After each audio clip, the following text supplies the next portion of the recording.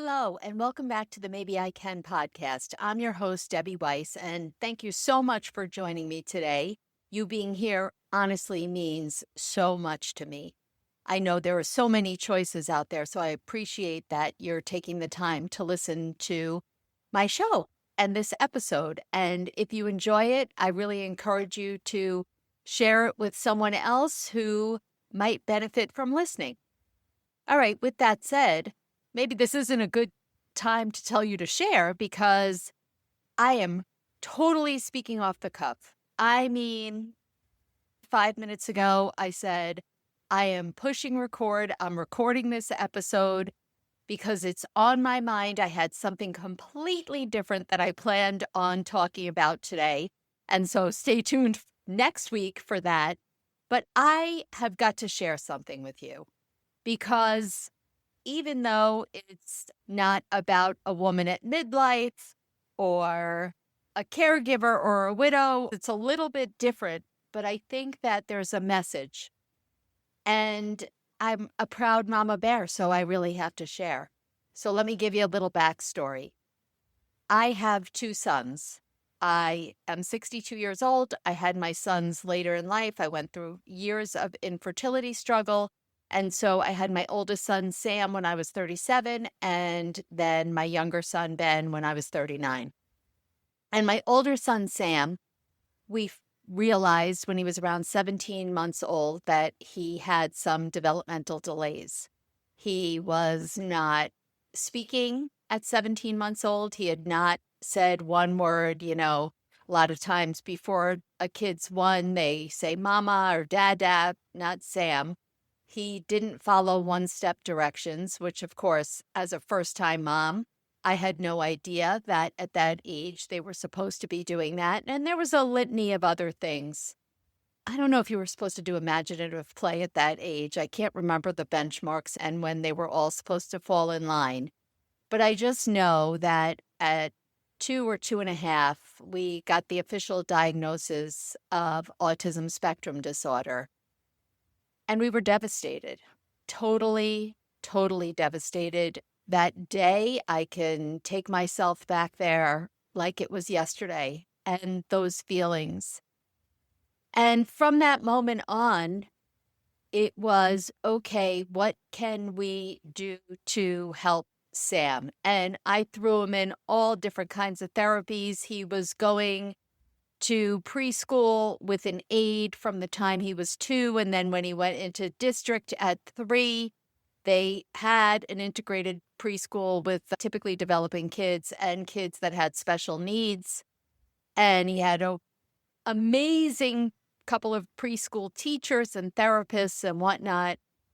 But we were always fighting that uphill battle. Whenever Sam made progress, Sam made 1 step forward, the other kids made 3 step forwards. It was like no matter what, he could never seem to developmentally catch up to them. And then I think when he was 5, he added ADHD and then pragmatic, I think that was what it was called, language disorder and central auditory processing. And I don't remember. There's so many different things.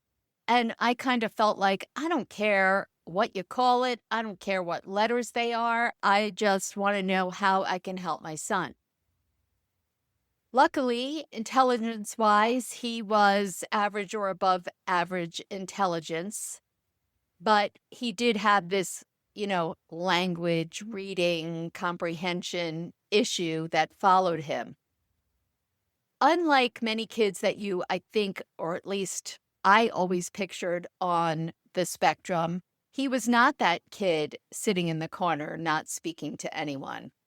As a matter of fact, he was just the opposite. He could not control himself emotionally, and he couldn't control the volume of his voice. Still really can't, gotta say. And he would shout out inappropriately or say inappropriate things or maybe laugh at inappropriate times. And, at a young age, I don't know how much the kids noticed. I tried to have him have all these play dates with typically developing kids for years until the kids got a little older, maybe second grade, third grade. Now, not the whole class is being invited to birthday parties. Now they start to notice the difference. And socially, Sam struggled big time. And it was so incredibly painful to watch as a parent. It was absolutely heartbreaking.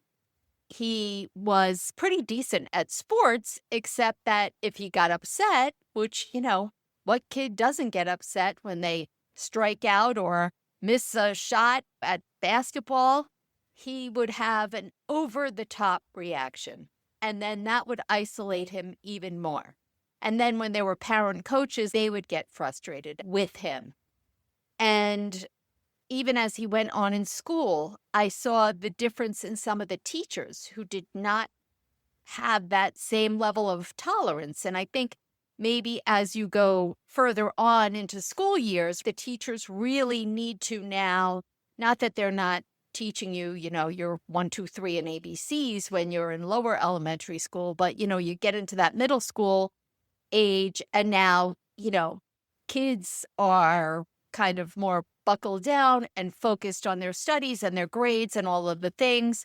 And they didn't need someone who was disruptive to disturb them. And so, particularly in middle school, I can really remember some teachers not being very nice and bullying him.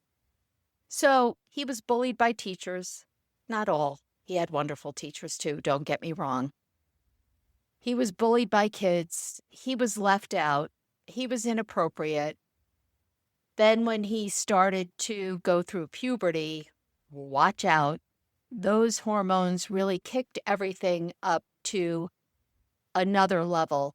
And so when he had tantrums, they were bigger, they were louder, they were scarier. And as he got older, it only got worse. He found playing golf for the team in high school. That was an excellent outlet for him. I still can't understand someone who struggles emotionally and trying to keep their everything in check. Oh my gosh, golf is like the most frustrating game on the planet. So it still amazes me that he did play golf, took a break, and now plays golf again. And then maybe when he was like 16, some neighbor kids, the majority of them actually not nice. And when they were with Sam, they hung around with Sam because they used him for different things.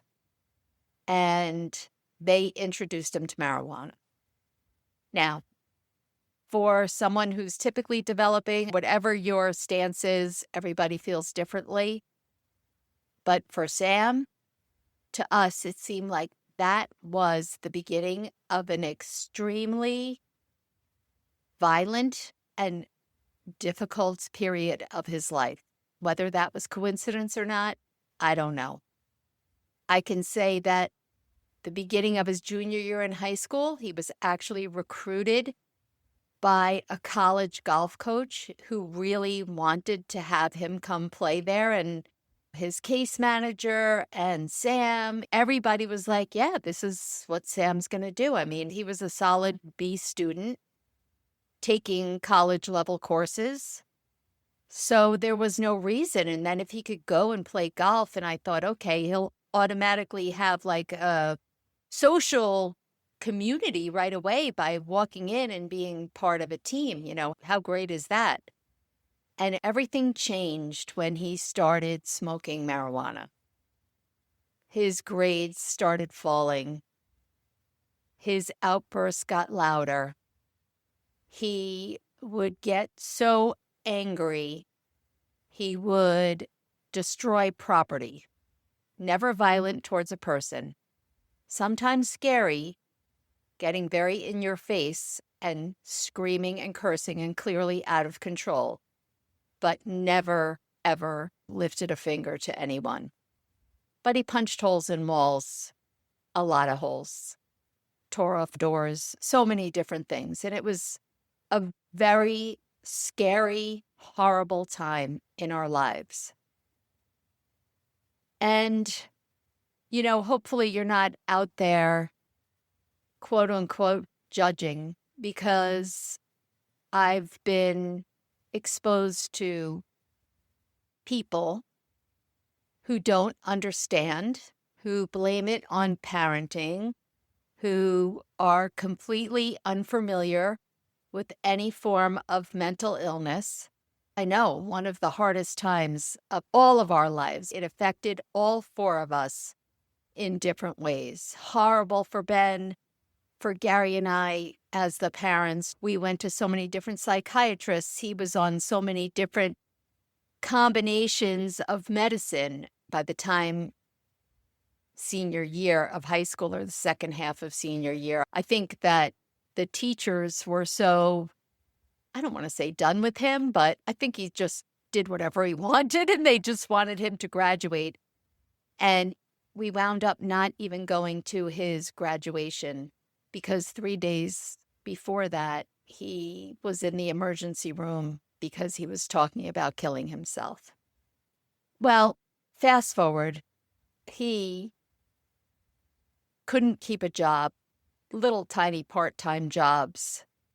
And eventually, during COVID, and I'm not going to go into detail, he was involuntarily committed into a mental hospital. And it was horrific for all of us. That pain, that scariness, I don't think I've ever cried as much as I did then and was so scared because he was 19. We weren't allowed to see him. I can't even imagine how scary it was for him because behind all of the yelling and the big talk and all of that, he's a little scared boy inside. And I wasn't allowed to be there to help him. Oh, gosh, and it was just such a killer. This kid has put up and been through so much, never knowing why he wasn't accepted and didn't fit in and why he had all these struggles. And the hits just kind of kept on coming. And he was hospitalized for about 3 weeks, and then he came home and he did a lot of inpatient programs and whatnot. And so that was June of 2020. I don't remember how long that he was home without even trying to get a job. I would say at least a year and a half. And we really couldn't imagine, like, how is he ever going to be able to hold a job, to function? He did eventually get a job as a cashier, and he seemed to be doing okay, but I don't recall what happened. I think 4 months. That was the record that he was able to hold a job. And then, of course, my husband got diagnosed with terminal blood cancer in June of 2022. So that's 2 years after his hospitalization. And as you've heard me talk about before, from the date that my husband was diagnosed until the date that he passed away, that was 6 months. Those were an awful 6 months because my husband also was struggling with mental illness. And that was hard for Sam and Gary because they were both so similar and they would both get annoyed with each other. What is that? Like the pot calling the kettle black kind of thing, and the stress of it all. Okay, 15 minutes in, I'm still telling you this whole backstory because I want you to really understand. I want you to really get a picture of what this kid's life was like. He just was bullied, didn't feel successful at anything, had some brief moments with golf, with little snippets of things here and there. But for the most part, all he ever heard was he wasn't good enough, or he was doing something wrong, or he had to shut up or sit down, or always being scolded. And from us too, I have to say. And after Gary died, I thought, okay, I guess it's just Sam and I, and we've got to figure out how to take a step forward. He doesn't know how to drive either, by the way, which was his choice. Not that he can't learn how to drive. He can certainly, drive. He drives a golf cart. It's not that, but he chose not to. That's another topic for another day, but something else that just makes him different. Well, about a year and a half ago, I actually read an ad for something I had no idea what the heck it was. It was to be a streamer on this app called Whatnot. Now, let me go back. Sam has so many gifts, and one of them is that if he is interested in something, he is going to learn anything there is to know about it. He's going to remember everything, and he's always been a huge sports fan, big into different types of collectibles.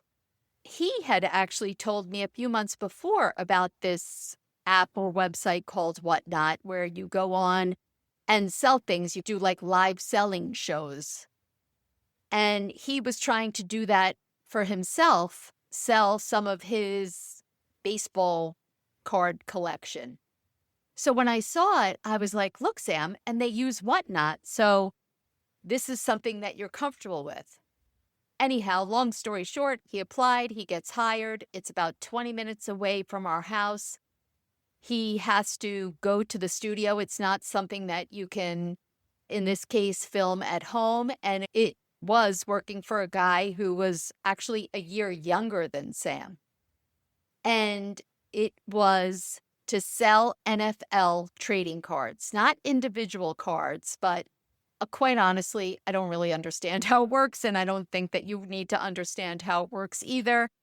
But he was committing to working 25 hours a week.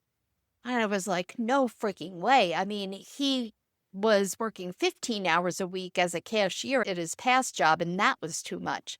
Like, you cannot jump in that quickly. But he did. And he had a lot of problems with the technology initially, and he had a lot of problems with understanding certain systems that were in place. But a year and a half has gone by. Not only is he still working there for, probably a year easily, he's been working 6 days a week, typically 36 hours a week. So that means he has his own quote unquote show, 6 days, 6 hours a week. He is on this show for 6 hours straight. And he's kind of doing it all, right? He's chatting with people. People are able to physically chat in the chat section, and he's managing that, and he's doing whatever he's supposed to be, showing the cards or whatever the heck it is that he does. I don't really get it. And sure, he's had things that have been difficult, and he and his boss have butted heads quite often. I think that Sam has quit 3 times in the last year and a half, knock on wood. Nothing recently, I'm very pleased to say. I think he and his boss have come to an understanding, and he understands Sam a little more. But each time that he quit, it would be like a 24-hour thing. And then he and his boss would each calm down, they'd talk, and they'd work it out. And I would say to Sam, there's a reason that he's keeping you, right? Because most people wouldn't put up with this kind of behavior. You just can't keep quitting anytime you get pissed off. I said, you must be good at this. And he said, yeah, I guess. I never thought of it because his boss is a kid and doesn't have great leadership skills. He's also a work in progress, as we all are. And finally, his boss told him, what are you doing? Why are you throwing it away if you get upset over something? And he said to him, you are good at this. And I got to tell you, I don't think it's been that often in Sam's life that someone has said, "You're good at this." And now it's hard to explain. I don't want to say he's gotten a promotion, but in a way, he's gotten a promotion. He's making a lot of money because part of the money that he earns now, which is something new, is commission. And the kid never complains about going to work. Not only does he not complain, he is constantly interested in how the channel or the show is doing, even when he's not on. He is all in. He has friends all over the country. They're actually like his followers that come online specifically when he's on to attend his show and chat. And he has their phone numbers and he's texting with them. And my neighbor last week, a couple years older than Sam, said that he goes on Sam's show once a week just to check in and support Sam. And he told me when Sam first started, maybe he had like 4 people in his room when he was selling. He said now there's 40 people. He said, Sam is really good at this. And I wasn't asking for any validation from this kid. Like this kid, I call him a kid, I guess he's 26. This kid was sharing this just to share because you know what? He's proud of Sam too. And he was saying that he thinks he's one of the most popular hosts on the channel.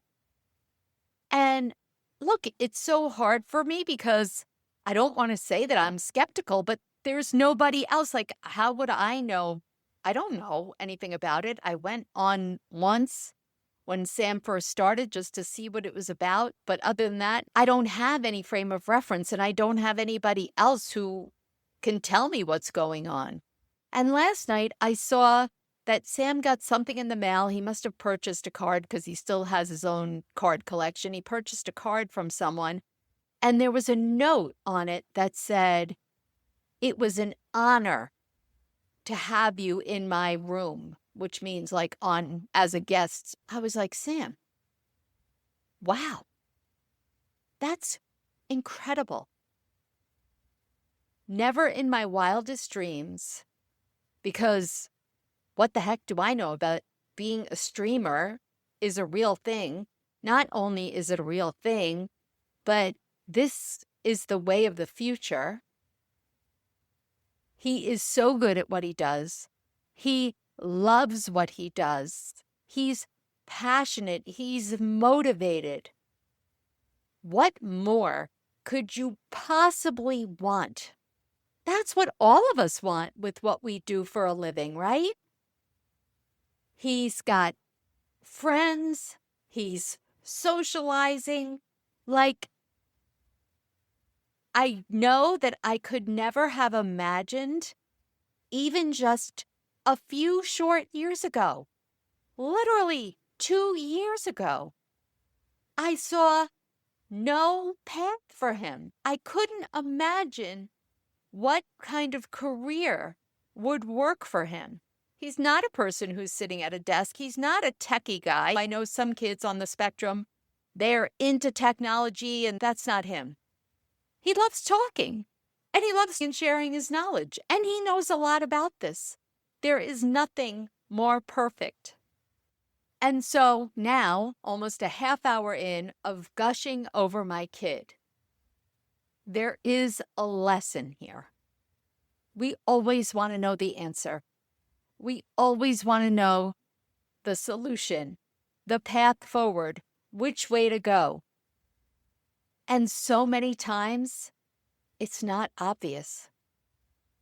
We don't know. And maybe it's that we aren't ready to know. Maybe we have to move ourselves along our own life's journey. But you know what? Sam did. To think about how much he has had to overcome in his life. One thing after another, socially, emotionally, so many different ways. There was no path out. Not that any of us could see. And then this happened. He moved forward. He took those steps. It was the worst day of our lives, the day that Sam got taken away from our house in 2020. The worst day. But now, looking back, it was still the worst day. But it was one of those things where someone has to hit rock bottom, right? You have to hit rock bottom to start figuring your way, clawing your way back. And it takes a long time to get there. And just the smallest steps. It's always about the smallest steps. And I think my message is, you might not know the path. You might not know the outcome. You don't know how you're going to get to wherever it is that you want to go. But you don't need to know. You do not need to know. And maybe you're feeling like you're hitting rock bottom. Maybe you're sitting there crying for hours on end. I've been there several times. Not seeing a solution, breaking inside. It's the worst feeling. But yet, even in those moments, we need to say to ourselves, what is one positive thing? What is that one little step that I can take today in the right direction? And Sam has consistently put one foot in front of the other. And it is never a straight journey. It's still not a straight journey for none of us. It's not that straight trajectory, right? It's so many zigzags and forwards and backwards. But the point is, he continued and he is continuing. And now, at the age of 24, is finally hitting his stride.